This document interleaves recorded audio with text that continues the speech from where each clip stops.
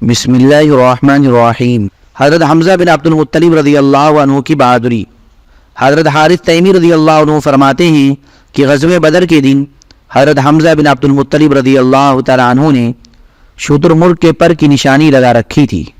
ایک مشرک نے پوچھا کہ یہ شتر مرغ کے پر کی نشانی والا آدمی کون ہے؟ لوگوں نے اسے بتایا کہ حضرت حمزہ بن عبد المطلب ہیں، تو اس مشرک نے کہا یہی تو آدمی ہیں جنہوں نے ہمارے خلاف بڑے بڑے کارنامے کیے ہیں۔ حضرت عبد الرحمن بن عوف رضی اللہ عنہ فرماتے ہیں کہ امیہ بن خلف نے مجھ سے کہا اے اللہ کے بندے، غزوہ بدر کے دن جس آدمی نے اپنے سینے پر شتر مرغ کے پر کا نشان لگا رکھا تھا وہ کون تھا؟ میں نے کہا وہ رسول اللہ صلی اللہ علیہ وسلم کے چچا حضرت حمزہ بن عبد المطلب رضی اللہ عنہ تھے۔ امیہ نے کہا انہوں نے ہی تو ہمارے خلاف بڑے بڑے کارنامے کر رکھے ہیں۔ حضرت جابر بن عبداللہ رضی اللہ عنہ فرماتے ہیں کہ جب غزوہ احد کے دن لوگ لڑائی سے واپس آ گئے تو حضور صلی اللہ علیہ وسلم نے حضرت حمزہ رضی اللہ عنہ کو ان لوگوں میں نہ پایا، تو ایک آدمی نے کہا کہ میں نے ان کو اس درخت کے پاس دیکھا تھا، وہ یوں کہہ رہے تھے کہ میں اللہ کا شیر ہوں اور اس کے رسول کا شیر ہوں۔ اے اللہ، یہ ابو سفیان اور اس کے ساتھی جو کچھ فتنے لے کر آئے ہیں، میں تیرے سامنے ان سب سے بری ہونے کا اظہار کرتا ہوں، اور مسلمانوں نے جو شکست کھائی ہے میں اس سے بھی بری ہونے کا اظہار کرتا ہوں۔ حضور صلی اللہ علیہ وسلم اس طرف تشریف لے گئے۔ جب شہادت کی حالت میں حضور صلی اللہ علیہ وسلم نے ان کی پیشانی دیکھی تو آپ رو پڑے۔ جب آپ نے دیکھا کہ ان کے کان، ناک وغیرہ کاٹ دیے گئے ہیں تو آپ سسکیاں لے کر رونے لگے۔ پھر آپ نے فرمایا کہ کیا کوئی کفن ہے؟ ایک انصاری نے کھڑے ہو کر ایک کپڑا ان پر ڈال دیا۔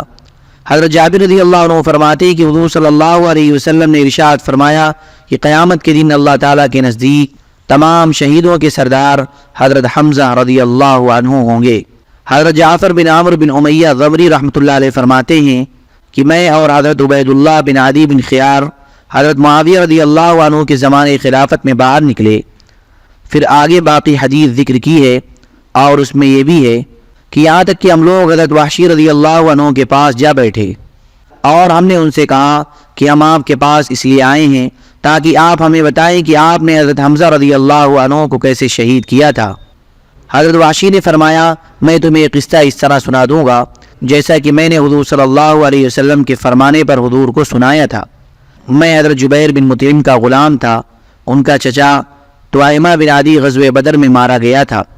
جب قریش جنگ احد کے لیے چلے تو جبیر نے مجھ سے کہا اگر تم میرے چچا کے بدلے میں محمد صلی اللہ علیہ وسلم کے چچا حضرت حمزہ رضی اللہ عنہ کو قتل کر دو گے تو تم آزاد ہو۔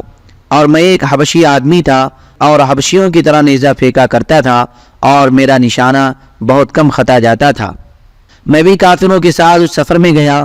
جب دونوں لشکروں میں مٹ بھیڑ ہوئی تو میں حضرت حمزہ کو دیکھنے کے لیے نکلا اور میں بڑے غور سے انہیں دیکھتا رہا، یعنی تلاش کرتا رہا۔ بالآخر میں نے ان کو لشکر کے کنارے پر دیکھ لیا۔ ان کے جسم پر گرد و غبار خوب پڑا ہوا تھا، جس کی وجہ سے وہ خاکستری رنگ کے اونٹ کی طرح نظر آ رہے تھے، اور وہ لوگوں کو اپنی تلوار سے زور سے ہلاک کر رہے تھے کہ ان کے سامنے کوئی چیز نہیں ٹھہر سکتی تھی۔ اللہ کی قسم میں ان کے لیے تیار ہو رہا تھا، انہیں قتل کرنا چاہتا تھا اور کسی درخت یا بڑے پتھر کے پیچھے چھپتا پھر رہا تھا تاکہ وہ میرے قریب آ جائیں کہ اتنے میں سبا بن عبد العزیٰ مجھ سے آگے ہو کر ان کی طرف بڑھا۔ جب حضرت حمزہ نے اس کو دیکھا تو اس سے کہا او عورتوں کا ختنہ کرنے والی عورت کے بیٹے، اور یہ کہہ کر اس پر تلوار کا ایسا وار کیا کہ ایک دم سر تن سے جدا کر دیا۔ ایسا نظر آیا کہ بلا ارادہ ہی سر کاٹ دیا۔ پھر میں نے اپنے نیزے کو ہلایا اور جب مجھے اطمینان ہو گیا کہ نیزہ نشانے پر جا لگے گا تو میں نے ان کی طرف نیزہ پھینکا جو ان کی ناف کے نیچے جا کر اس زور سے لگا کہ دونوں ٹانگوں کے درمیان میں سے پیچھے نکل آیا۔ وہ میری طرف اٹھنے لگے لیکن ان پر بے ہوشی طاری ہو گئی۔ پھر میں نے ان کو اور نیزے کو اسی حال پر چھوڑ دیا یہاں تک کہ ان کا انتقال ہو گیا۔ پھر میں ان کے قریب گیا اور اپنا نیزہ لے لیا اور پھر اپنے لشکر میں واپس آ گیا اور جا کر بیٹھ گیا۔ حضرت حمزہ کو قتل کرنے کے علاوہ مجھے اور کوئی کام نہیں تھا، اور میں نے ان کو اس لیے قتل کیا تھا تاکہ میں آزاد ہو جاؤں۔ چنانچہ جب میں مکہ آیا تو میں آزاد ہو گیا، پھر میں وہیں ٹھہرا رہا یہاں تک کہ جب حضور صلی اللہ علیہ وسلم نے مکہ کو فتح کر لیا تو میں بھاگ کر طائف چلا گیا اور وہاں جا کر ٹھہر گیا۔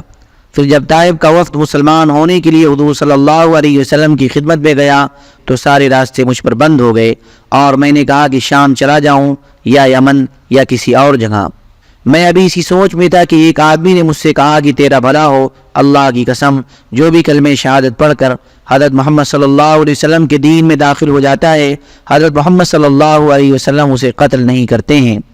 جب اس آدمی نے یہ بات مجھے بتائی تو میں طائف سے چل پڑا، یہاں تک کہ میں مدینہ حضور اقدس صلی اللہ علیہ وسلم کی خدمت میں پہنچ گیا۔ حضور صلی اللہ علیہ وسلم کو میرے آنے کا پتہ نہ چلا، بلکہ جب میں آپ کے سرانے کھڑے ہو کر کلمہ شہادت پڑھنے لگا تو آپ ایک دم چونکے۔ جب آپ نے مجھے دیکھا تو فرمایا کیا تم وحشی ہو؟ میں نے کہا یا رسول اللہ جی ہاں۔ آپ نے فرمایا بیٹھ جاؤ اور مجھے تفصیل سے بتاؤ کہ تم نے حضرت حمزہ رضی اللہ عنہ کو کیسے قتل کیا تھا۔ چنانچہ میں نے سارا واقعہ حضور صلی اللہ علیہ وسلم کو اسی طرح سنایا جس طرح میں نے تم دونوں سے بیان کیا۔ جب میں سارا واقعہ بیان کر چکا تو آپ نے مجھ سے فرمایا تیرا بھلا ہو، تم اپنا چہرہ مجھ سے چھپا لو، میں تمہیں آئندہ کبھی نہ دیکھوں، یعنی تم سامنے مت آیا کرو، اس سے میرے چچا کے قتل کا غم تازہ ہو جاتا ہے۔ چنانچہ حضور صلی اللہ علیہ وسلم جہاں ہوا کرتے تھے میں وہاں سے ہٹ جایا کرتا تھا تاکہ حضور کی نظر مجھ پر نہ پڑے، اور حضور کی وفات تک میں ایسے ہی کرتا رہا۔ جب مسلمان یمامہ والے مسیلمہ کذاب سے مقابلے کے لیے چلے تو میں بھی ان کے ساتھ گیا، اور میں نے اپنے جس نیزے سے حضرت حمزہ رضی اللہ عنہ کو شہید کیا تھا اس نیزے کو بھی ساتھ لے لیا۔ جب دونوں لشکروں میں لڑائی شروع ہوئی تو میں نے دیکھا کہ مسیلمہ کھڑا ہوا ہے اور اس کے ہاتھ میں تلوار ہے اور میں اس کو پہچانتا نہیں تھا۔ میں اسے مارنے کی تیاری کرنے لگا اور دوسری طرف ایک انصاری آدمی بھی اسے مارنے کی تیاری کرنے لگے۔ ہم دونوں اسی کو قتل کرنا چاہتے تھے۔ چنانچہ میں نے اپنے نیزے کو حرکت دی، اور جب مجھے پورا اطمینان ہو گیا کہ نیزہ نشانے پر لگے گا تو وہ نیزہ میں نے اس کی طرف پھینکا جو اسے جا کر لگا، اور انصاری نے بھی اس پر حملہ کیا اور اس پر تلوار کا بھرپور وار کیا۔ تمہارا رب ہی زیادہ جانتا ہے کہ ہم دونوں میں سے کس نے اسے قتل کیا ہے۔ اگر میں نے اسے قتل کیا ہے تو پھر میں نے ایک تو وہ آدمی قتل کیا ہے جو حضور صلی اللہ علیہ وسلم کے بعد تمام لوگوں میں سب سے زیادہ بہترین تھا، اور ایک وہ آدمی قتل کیا ہے جو تمام لوگوں میں سب سے زیادہ برا ہے۔ اسی جیسی حدیث امام بخاری نے حضرت جعفر بن عمرو سے روایت کی ہے، اور اس میں یہ مضمون بھی ہے کہ جب دونوں لشکر جنگ کے لیے سب بنا کر کھڑے ہو گئے تو سپاہ لشکر سے باہر نکلا اور بلند آواز سے کہا کوئی میرے مقابلے پر آنے کے لیے تیار ہے؟ چنانچہ اس کے مقابلے کے لیے حضرت حمزہ بن عبد المطلب رضی اللہ عنہ مسلمانوں کے لشکر سے باہر نکلے اور اس سے کہا اے سبا، اے عورتوں کا ختنہ کرنے والی عورت ام انمار کے بیٹے، کیا تم اللہ اور اس کے رسول سے جنگ کر رہے ہو؟ پھر حضرت حمزہ نے سبا پر ایک زوردار حملہ کر کے اسے ایسا مٹا دیا جیسے کہ گزرا ہوا دن ہوتا ہے۔ حضرت عباس بن عبد المطلب رضی اللہ عنہ کی بہادری۔ حضرت جابر رضی اللہ عنہ فرماتے ہیں کہ رسول اللہ صلی اللہ علیہ وسلم نے حضرت حنظلہ بن ربیع رضی اللہ عنہ کو غزوہ طائف کے دن طائف والوں کے پاس بھیجا۔ چنانچہ حضرت حنظلہ رضی اللہ تعالیٰ عنہ نے ان طائف والوں سے بات کی، طائف والے انہیں پکڑ کر اپنے قلعے میں لے جانے لگے۔ حضور صلی اللہ علیہ وسلم نے فرمایا کون ہے جو ان آدمیوں سے حضرت حنظلہ کو چھڑا کر لائے؟ جو چھڑا کر لائے گا اسے ہمارے اس غزوے جیسا پورا اجر ملے گا۔ اس پر صرف حضرت عباس بن عبد المطلب رضی اللہ عنہ کھڑے ہوئے، اور طائف والے حضرت حنظلہ کو لے کر قلعہ میں داخل ہونے والے ہی تھے کہ حضرت عباس ان تک پہنچ گئے۔ حضرت عباس رضی اللہ عنہ بڑے طاقتور آدمی تھے، ان لوگوں سے چھین کر انہوں نے حضرت حنظلہ کو گود میں اٹھا لیا۔ ان لوگوں نے قلعہ سے حضرت عباس پر پتھروں کی بارش شروع کر دی۔ حضور صلی اللہ علیہ وسلم حضرت عباس کے لیے خیریت سے واپس پہنچنے کی دعا کرنے لگے۔ آخر حضرت عباس رضی اللہ عنہ حضرت حنظلہ رضی اللہ عنہ کو لے کر حضور صلی اللہ علیہ وسلم تک پہنچ گئے۔ اللہم صلی علی سیدنا وعلی آل سیدنا محمد وبارک وسلم۔ سبحان ربک رب العزت عما یصفون وسلام علی المرسلین والحمد للہ رب العالمین۔